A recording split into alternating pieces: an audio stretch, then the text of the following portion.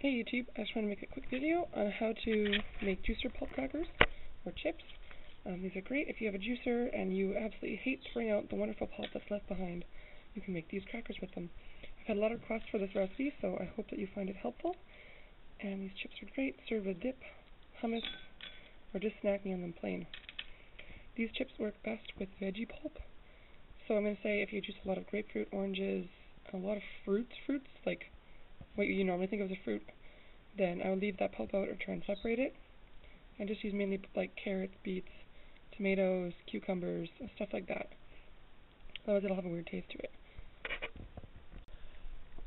In this recipe I use a food processor, but you're also welcome to use a blender. Just note that your chips will appear more emulsified or more well blended. In a food processor you'll still be able to mainly see things like the seeds and the texture of the pulp. If this was in a blender it would just be more blended together. And you also need to add more water while making. The items that you will need are one food processor. I have one which is a 8 or 12 cup. Also your veggie pulp. You can either use fresh ground stuff, as I have some here, or I also freeze some if I don't have enough to make a batch of chips. Freeze it and then thaw it out just before making it. You will also need, if you like, I have some dehydrated peppers here and tomatoes because I didn't have them in my original juice recipe. I wanted to add them for extra flavor. You can also add seeds. These are completely up to you what you would like to add. I have some pumpkin seeds and some sesame seeds. You will need flax for this, flax or chia seeds. I don't have any chia seeds right now, so this is about a quarter cup of flax seeds. Also garlic cloves, if you'd like a psyllium husk, some sea salt, pepper, and my favorite spice, which I like to use, is ground coriander. This is freshly ground. It smells so good and tastes so good in these chips. You will also need dehydrator. I have an Excalibur, and you will need these silicone mats to start your chips off with. And then to finish them off, they have this mesh-like sheet that you can use. If you do not have the silicone sheets, you can also use parchment paper, and I've done that and it worked out quite well before I had this dehydrator. I like to use an offset spatula to help spread out the mixture. You can use whatever you have on hand or whatever you like. And then I have some hot water and normal water just to rehydrate some of the dried vegetables and the flax seeds. To rehydrate my dehydrated vegetables and fruits, just simply take some hot water and just pour it over. You can use cold water too, but it will take longer to rehydrate. And yeah. Pour some over there, let them sit for a little bit. I just want them to soften up somewhat so that they will not be too dry when I add them to the mixture, or my mixture will need a lot more water added. And then for the flax seeds, just add just a good amount of water. It'll soak up a lot, and if not, you will be adding water to this recipe, so it won't matter how much you add. This will just get them nicely gelled up. Okay, so to this batch I've added some garlic, pumpkin seeds, sesame seeds, my psyllium husk, my rehydrated peppers and tomatoes, and then I'm also going to add some of my flax seeds, which have turned into like a gel paste. I'm going to add all of them right now. And then I'm also going to add my freshly ground coriander.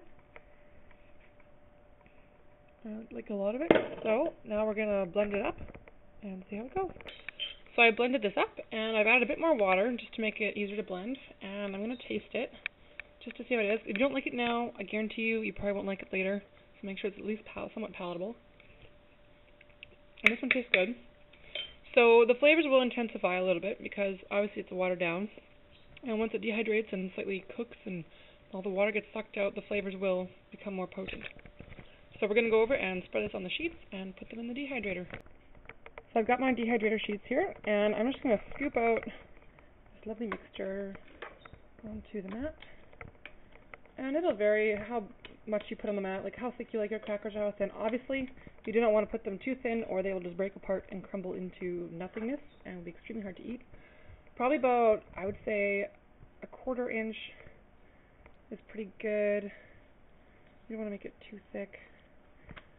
I just got this lovely spatula, which works wonders for spreading the stuff out.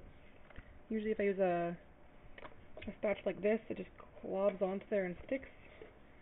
So you want to spread it out nice and evenly as possible, and you want to do this on all the sheets. Make sure you get right up into the corners and make it look all nice and good. Anyway, I'll keep working at this, and then I will show you the finished product. So I spread out my pulp mixture on the sheet here, and it's pretty even right to the corners, don't want to waste space. And if you'd like at this time, you can choose to score your pulp so that it'll be easier to break into crackers later. If you don't want to, you don't have to, just you can break it into weird shapes afterwards. And then you can make like whatever, triangles or squares, whatever you want. Just get creative. And do that across the whole sheet and stick in your dehydrator. The 4-cup batch that I just made 3 trays for the dehydrator. Okay, so the chips have been drying overnight, and they are done. These are the ones that I scored. They dried and pretty much came apart for the most part. And I did leave some as whole sheets, which they will look more like this, and you'll have to break them into chips yourself. Anyway, hope this video helped. Enjoy! The crackers have been drying all night, and this is what they look like. They are done, and these are the ones that I scored here, so they came apart pretty much on their own. You can break them apart really easily, and you can eat them with your favorite dip, hummus, whatever. I also made some that were in sheets, and these ones you can break apart with your hands into whatever size you want.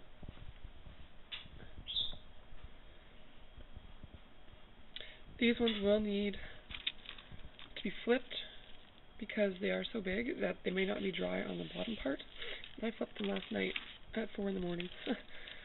So it's fairly easy to do. As long as if they're too wet, you will not be able to flip them. But yeah, this one got all crinkled up because he was on the top. Anyway, hope this helps, and I hope you enjoy your chips.